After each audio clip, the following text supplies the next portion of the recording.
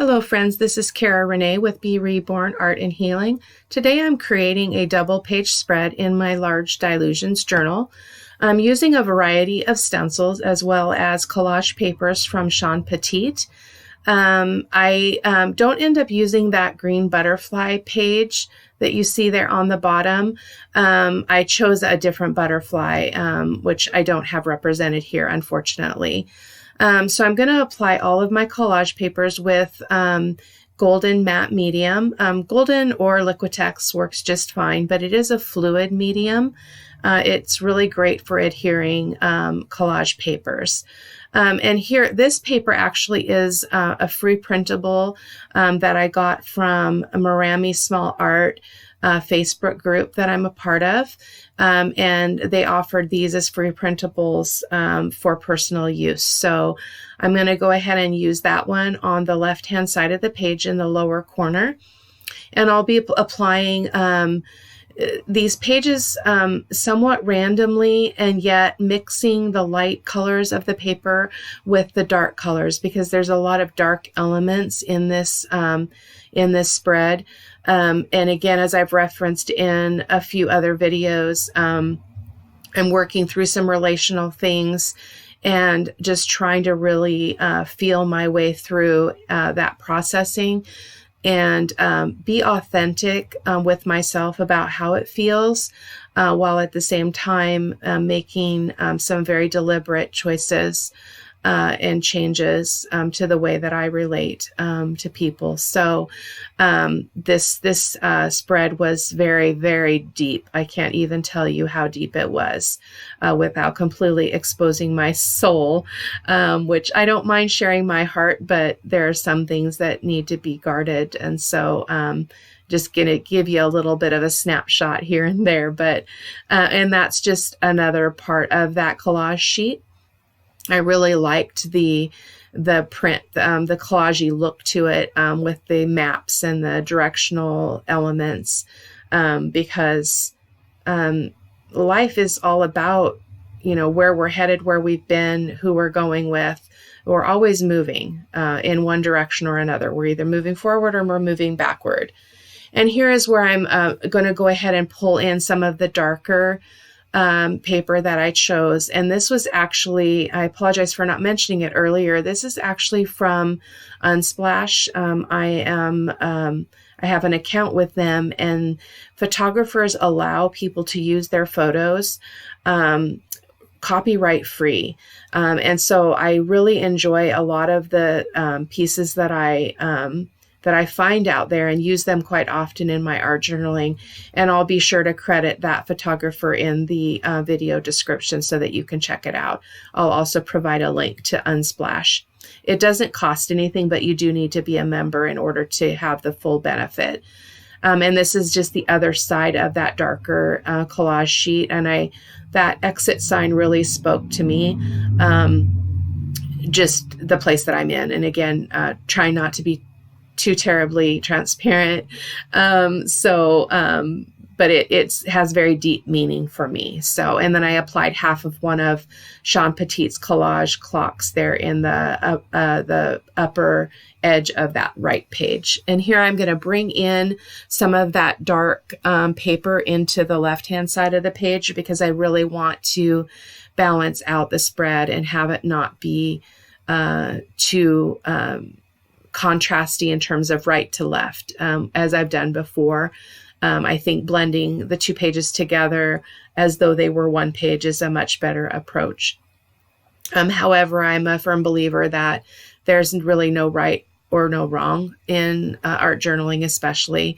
And here I just went ahead and applied another half of the clock to that page. And I'm going to finish covering up that little bit of exposed paper there on the left-hand side.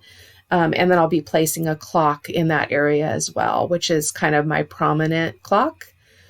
I really like these clocks. I use them over and over and over again. They're just very symbolic to me, because they're old and they're rusty and they're chipped and they've probably been aged by the weather and just time. And again, those elements just really speak to me about journey and relationship and those kinds of things. And so here I'm applying some other paper. This is also a page from one of Sean's collage packs. It's a photo of lace against a black background.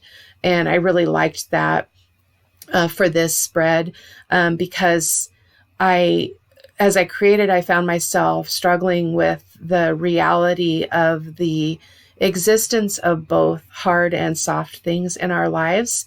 And lace is very soft. It's feminine. It's delicate. It's pretty. I love lace. I have it all over my house. But it also contrasts against the darker elements. And in life, that is true as well. We don't sacrifice one for the other. Both of those things can coexist. The hard things and the soft things, the beautiful things and the hard things. And in this season that I'm in, I'm especially present for that reality. And I love that I have the ability to have access to these kinds of elements for art journaling because they really speak my heart. And they parallel life quite well. And I'm just applying that lace in strips and scraps along both of the pages, just to kind of, again, balance out the spreads so that it looks like the two pages are cohesive, even though the left-hand side has much more light elements than the right side. In the end, it is just beautiful. It's actually probably one of my favorite journal spreads that I've done, even though, in all honesty, it was probably one of the hardest that I've ever done. But I'm choosing to walk through the hard thing. That's what we have to do. And if we can create while we do that and inspire others while we do that, then it's a worthy thing. And I know that it will be okay. And here I'm using a lot of three-dimensional elements, which is unusual in art journaling for me. But again, this piece was speaking to me in a particular way. And so I wanted that dimension. And so here I'm using some cheesecloth, and I just cut it kind of off the roll and then separated it so that it's just one layer. And then I'm going to go ahead and apply that with my matte medium. Not really saturating the entire piece because I want the paint and other things that I'm going to be using to be able to seep into the crevices of those of that texture. The gel medium or the matte medium will actually hinder that if there's too much there. So and I'm just applying it in a few different areas on the page. And again, intuitively, as I move through the piece, I just kind of know where I want things to end up. And so you can see I did some on the bottom left-hand corner of the spread as well. And here I'm going to be using some drywall tape. I actually was cleaning my studio and kind of reorganizing here after the holidays, and bumped into some things that were kind of hidden. I have a lot of craft supplies, and so if I don't routinely go through them and familiarize myself with what I have, I tend to forget. The drywall tape is really incredible for creating texture. And in this piece, it created texture, and it did create a visual weight to the journal spread, which was what I was looking for. Because again, this season is heavy, and it's just heavy. It's just hard. And so I really wanted to be able to express that on the paper. And so there you can see a close-up of both the cheesecloth and the drywall tape. And when I start applying paint, you'll see how that accentuates the page really beautifully. And this is the Nuvo expanding mousse. And this is new. I actually got the mustard seed, which is the color of this one. And I'm going to go ahead and apply it through a stencil. In retrospect, I kind of wished I had chosen a different stencil, but that happens. The expanding mousse doesn't glide along the stencil as easily as like texture paste or gesso or some other things that we might use to create texture on a page. But in the end, I just followed it through and just kind of rolled with what was happening on the pages, and I loved it in the end. And I'm going over the drywall tape and over the cheesecloth as well. And you'll see here in a little bit that it was incredible. And the message that it spoke to me personally was really fitting, because when you dry this expanding mousse, this is it wet, but when you dry it, it actually kind of bubbles up and it looks almost like concrete or stucco. And so it settled into the drywall tape and into the cheesecloth in a beautiful way. And it was very representative, again, of how I'm feeling with what I'm working through. And it's hard to even express what those kinds of elements say inside for us, but I hope I'm doing a decent job explaining it, because again, my hope is to inspire and encourage people that even in the hard times, you can process through it and you can create. And here I'm just using this kind of I think it's a geo leaf stencil, and some teal paint. And I believe that the teal paint was was Golden brand. So, or Liquitex, I'm sorry, Liquitex Heavy Body. I did end up coming in with a darker kind of cobalt color a little bit later on in the process, as you'll see as I move through editing of this video. And here I'm just coming in with my finger and using that paint and putting it over the texture bits. And I'll show you here a close-up in a moment of what that looks like. It just added a lot of dimension to the piece. And again, brown, raw umber, and teal or the cobalt turquoise are my go-to colors, because they just have a depth about them that it's just incredible, and they really speak to me. So there you can see that little bits of that teal paint along the top. And then I decided to come in with the Decoart Premium, that is the Quinacridone Gold Hue.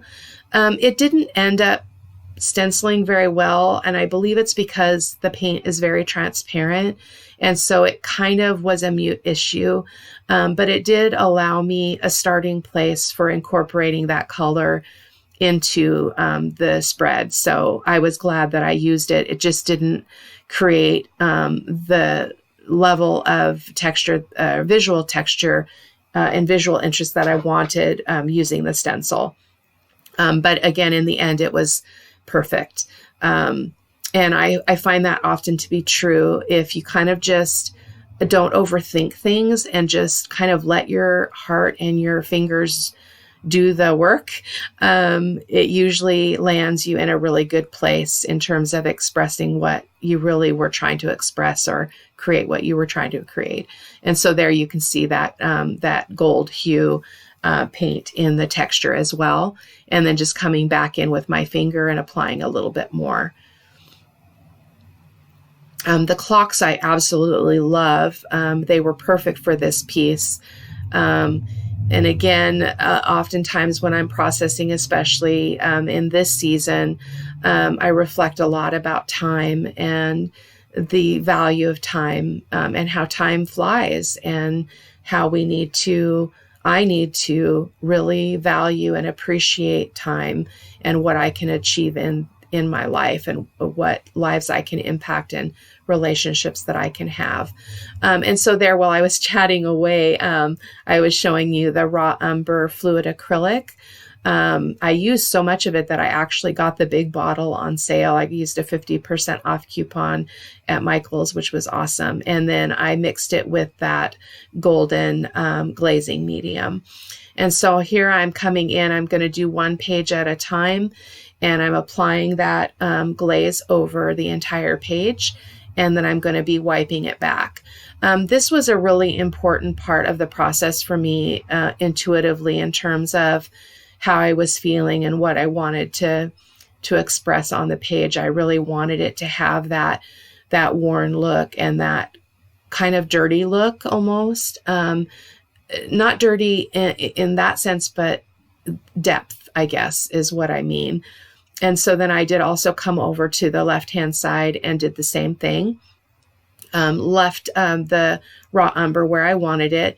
And you'll see me coming back with a little bit more on the left-hand side and fussing a little bit with the color, because the lady there, there's the close-up of the texture again, which is just absolutely gorgeous.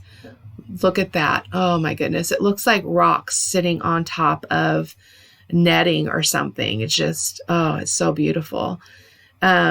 But here I am going to go ahead and apply a little bit more of that glaze. I wanted my lady to still stand out as being very contrasting to the pages, but I didn't want her to be stark white, so I was just kind of going back and forth with that. I ended up really liking the piece in the end. And here I came in with fluid acrylic, golden fluid acrylic in Titan Buff, because I wanted to bring in some light to the dark places. And it did give me that effect, and I really liked it. Even though I did come back in with some turquoise, because I wanted to bring that color out in the page. As well as the butterflies I ended up choosing were very deep and very, very vibrant cobalt and green. And so I was trying to tie that in, even though you're not going to see the butterflies until I adhere them. So again, just moving around the page, applying that Titan Buff here and there just to create some light parts of the elements. And that lower left-hand corner, the cheese, you can't see it. Oh man, I wish I had zoomed in on the bottom of the left-hand side. You'll be able to see it in the still photos at the end. But I left the cheesecloth kind of bunched up and folded, and it caught the mediums and the paint in just a beautiful way. And here I'm using Waverly chalk paint, and the color is Lagoon, which is pretty much a deep turquoise teal kind of color. My webcam, again, does not accurately reflect the colors of the paint that I'm using. It looks very muted here, but you'll see in the still photos at the end that it's actually very vibrant and very, very beautiful. And then there's that exit sign, which just really, really spoke to me. And there you can see that, that Lagoon color on that texture is just absolutely gorgeous. It still takes my breath away oftentimes when I look back on these things. And then here I'm coming in with Art Alchemy waxes. This one is called Green Brocade. And it just kind of creates, not really a green, because the way the waxes work is dependent on the color of the surface that you're applying them to will determine what color it actually is on your project. But it did create a little bit of sheen along the textured parts of the spread. And then there's the butterflies that I chose. In a flash. And then I chose the quote, find courage, be brave, have faith, and stay strong. And again, that just really is the place that I'm in. I'm choosing to stamp it out on an old piece of packaging, which I actually keep a little drawer full of cool packaging that's really great for art journaling. I'm applying a layer of clear gesso because I didn't really want to necessarily color or have that packaging be white. And the clear gesso allows you to create that tooth to the paper without changing the color, even though I do come over with a raw umber glaze over the top of this when I'm done. But and here's my, this is the Tim Holtz stamping platform, which is just amazing. What you just saw me do was flipping the lid, because if you're using a clear stamp, you have to turn the lid around, and then if you're using a rubber stamp, you flip it. So that doesn't make a whole lot of sense, but I'm sure you've probably seen it on other YouTube videos, or maybe I'll slow down in another video and actually show you how it works. But here I'm applying it to that that packaging, and I did have to stamp it twice because I didn't get a good first impression. And here I'm just painting that piece with raw umber glaze. And again, because I didn't use a matte medium, I'm not going to get the same kind of glaze as I would get if I had done matte medium. But the gesso allowed that paint to stick to the page in ways that the matte medium would not have. So it was perfect for this project. And so there I'm just cutting it down to size to put it on my spread, and it's going to go on the right-hand side of the page. And so then just, again, carefully cutting that out. Oftentimes I'll leave that tabby part on a project, but in this time I didn't do that. And so there's the finished sentiment. And I'm going to be applying that with my Liquitex Heavy Gel because, again, it's thicker paper than just a copy paper that I'm typically using. So there I'm just applying it with a heavy gel. I want it to stick very, very well. When I adhere that large butterfly on the right hand side, I cut out some of it because she just did not want to stick down on the page at all. And so it ended up tearing in half, and I ended up putting it back on, splicing it back together. But again, every step of the process, for me at least, says something about the place that I'm in, or what I'm working on, or what I'm struggling through. And so it seemed fitting that the butterfly would break in half, but it is what it is, and it's fine. So, there it is. There's where it broke in half. I forgot that I left that in. And so I'm just going to stick her down again with a heavy gel, thinking that it just wasn't wanting to stick because there was quite a bit of texture underneath it. So I went ahead and applied some of the heavy gel there in hopes of really solidifying that butterfly to the page, which it did work. I take my baby wipe and wipe some of that back because I didn't want it to affect the color of the butterfly as it was doing so.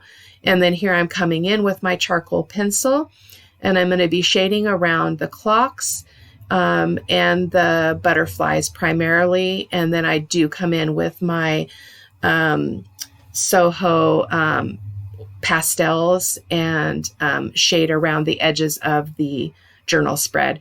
And again, I'll put all of these supplies in the description box so that you know what I was using.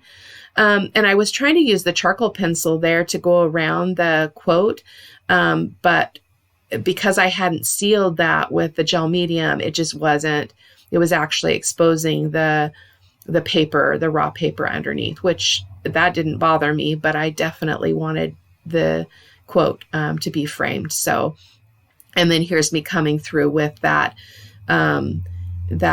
black around all the edges of the spread.